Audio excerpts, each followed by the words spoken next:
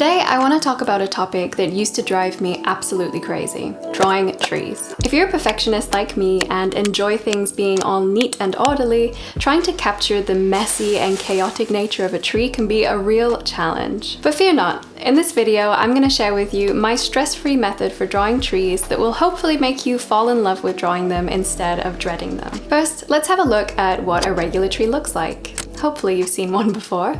Right off the bat, you can observe the outer silhouette of the tree and see that it's a bit of an irregular shape. You can also see that it's not just one solid block, but it does have a few gaps in the structure that kind of give the impression that it's really light and airy. Because it is. This is what we call negative space, and it's going to be important to pay attention to a bit later on in the process. If you take an even closer look, you'll notice that the shape of a tree can be broken down into smaller sections, almost like clusters of fluffy clouds. During the initial sketching process, I'm always looking for how many of those cloud-like shapes I can find within the structure. Usually I would do this by eye instead of drawing over the top of a reference photo, but especially if you're new to drawing trees, it's a great way to practice to get used to identifying those shapes. For the purpose of this tutorial, let's just say that this is the initial sketch I've created that defines the structure of the tree. Now let's dive into the details. I'm going to begin by lowering the opacity of the sketch, changing my color selection to pure black, and also selecting the dry ink brush, as this is my personal favorite brush to use for line art. Now let's begin adding the main leaves of the tree. For this, I'm going to be using 6 basic shapes which will become the building blocks of my foliage. If you were going for a more hyper-realistic style, you could definitely spend the time meticulously drawing out every single leaf if you wanted to.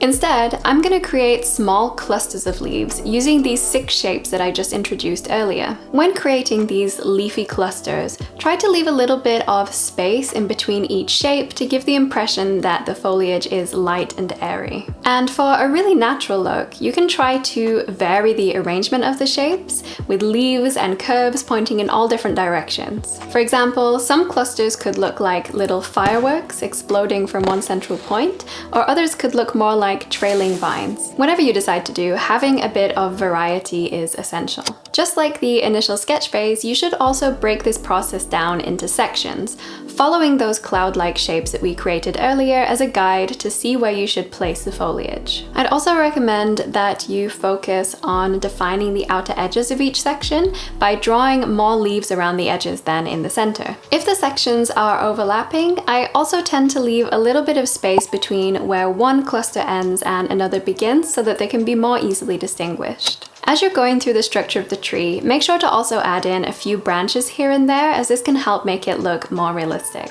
My biggest piece of advice in this stage is that although it can be tempting, you don't need to keep perfect balance within the foliage. Natural bushes are often asymmetrical, so I would actually recommend deliberately avoiding creating too much symmetry if you can. Once you've painstakingly gone through the entire tree, it should look a little something like this. Now comes my absolute favorite part, and that is adding the color. I begin by selecting the studio pen brush and a pale green color to start with. Then, beneath the line art layer, I'm going to create a new layer and start coloring in the leaves. For this, I'm simply following the line art's guide and making sure that every shape is colored in, including those ones that are kind of open-ended. There's really nothing particularly special about this technique, so I'm going to move things along a bit quickly here so that you don't have to sit and watch me do this. But this is what it should look like when this step is actually complete. Next, I'm going to create another new layer and select a beige color so that I can start coloring in some of those branches too. Again, I am just coloring in between the lines. There's really nothing special going on here. Before we move on to the next part, I want to go back and observe the reference photo again. We're going to be working on the overall silhouette of the tree now, so I just want to remind myself of where those gaps in the foliage should be. Okay, now back to the drawing. You know the drill by now. It's time for a new layer underneath everything and also a new color. This time I'm choosing kind of a dark green. This is quite a critical step because ultimately the silhouette is going to be what makes this tree look like a tree. The secret to a more believable silhouette is to take the opportunity to create textured edges with lots of bumps and even some additional leaf shapes instead of smooth straight lines. I also try not to extend the shape too far beyond the leaves I've already drawn, as this will make it look a little bit more fluffy and less dense. I like to take it section by section, making sure that all of the lines are connected into a full shape so that I can easily use the color drop function to fill out each chunk with color. This is just to save a little bit of time, but of course, if you prefer, you can color in the shape manually too. Again, it's critical to include gaps within the structure if you want it to look light and airy. This negative space is an important detail that will really help with the believability of your silhouette. See how it's finally starting to come together and looks a lot more like a tree already? Next, I'll add in another layer, this time on top of the silhouette I have just created. I'm actually going to go back and select this silhouette layer to make sure that I cannot draw outside the boundaries of this shape. Alternatively, you could just make a clipping mask, but I just personally prefer to do it this way. Just a word of warning, if you do use the selection method, make sure to actually go back to the new layer that you created so that you don't accidentally start drawing everything on the same layer. That is no fun, I can assure you. Now I'd like to start working on some highlights. And that initial sketch that we created at the very beginning that broke down the tree structure into different cloud-like shapes is going to come in really handy. So I'm going to go ahead and use a medium green color to start adding some highlights to the top parts of each of these cloud-like sections to further define the shape of the foliage. The majority of the time, I like to focus these shapes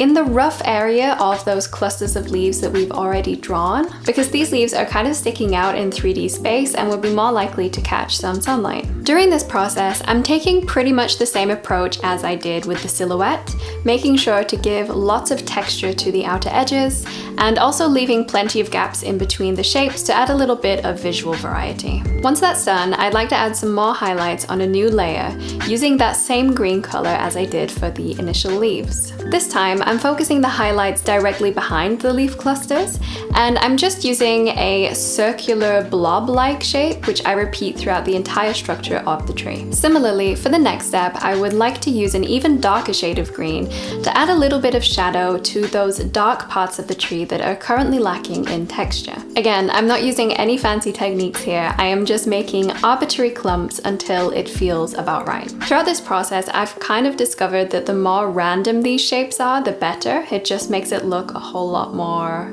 tree-like. And look at that, we are almost finished. For the final finishing touch, I want to add a little bit of ambient lighting. So I'm gonna group, duplicate, and flatten all of the layers that make up the tree, excluding the line art layer. Then I'm gonna create a new layer with a clipping mask over the top of the flattened layer, just so that I can't draw outside of the boundaries of the shape, kind of like what we did earlier. After that, I'm gonna select the light yellow color, choose the soft airbrush, and set the layer to overlay blend mode. Then I'm gonna lightly brush on some soft warm light to the upper right hand corner of the tree so that it kind of looks like sunlight is hitting the treetops. I'm also going to repeat a similar process for adding some shadow, this time creating a new layer set to the multiply blend mode and selecting a medium blue color. And finally, using the same brush, I'm going to brush on a little bit of shadow to the bottom left-hand corner just to deepen this area up a little bit. And this is the finished result.